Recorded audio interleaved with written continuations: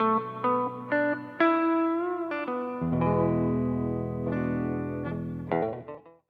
I'm Mahlia and I'm going to be talking to you about the background of my upcoming exhibition on a spectrum and exploration of Asperger's syndrome.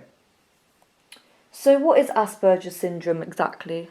So Asperger's is a neurodevelopmental disorder. It's a form of autism, so it's often seen as a linear line of how autistic you are or not. I prefer to see it more as a kind of circle.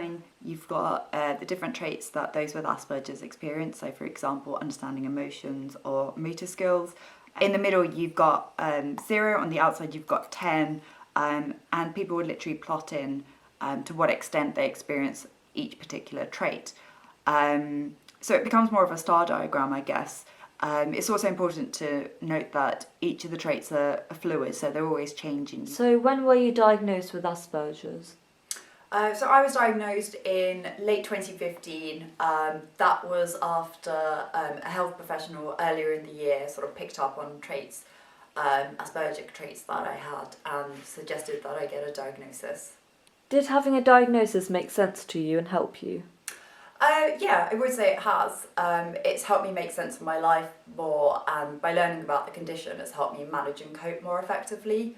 So overall, it's been a good thing. What other things has your diagnosis helped you make sense of?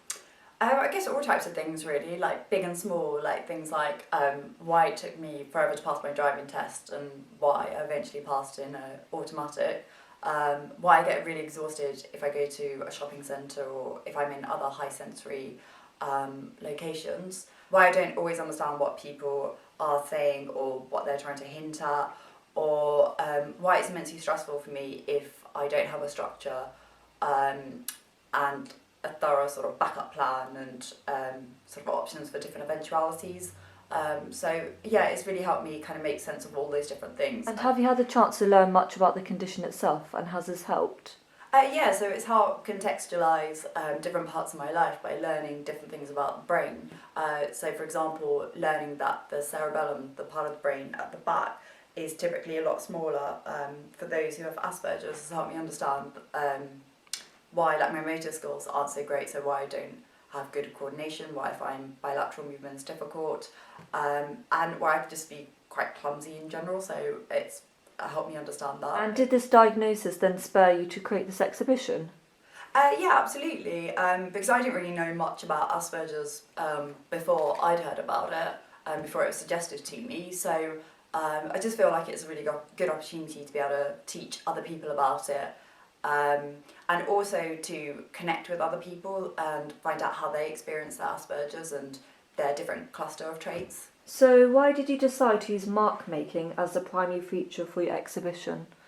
Well, mark making is something that's always been really important to me. There was a task that I once did where we had to describe our emotions, not using words but through colour and music, and this was a task that really resonated with me very strongly, as I could often find it very difficult to use words to describe my feelings. So as an abstract artist, I thought it would be really interesting to get myself and others with Asperger's to use mark making as a way to help explain and also to get in touch with what those traits are really like, but on a different level, not through speaking about them. Okay, so you created the questionnaire.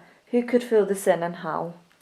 So any adult who has either official diagnosis of Asperger's or someone that strongly identifies with having Asperger's could take part in the questionnaire. To get the responses, I work with Berkshire Psychological Services, also local and national based charities and organisations to obtain respondents. And then finally I just used social media, which was really useful actually, as I had respondents from overseas. So for example in Asia and America, and yeah, just through word of mouth really. And what do you hope to get out of this exhibition?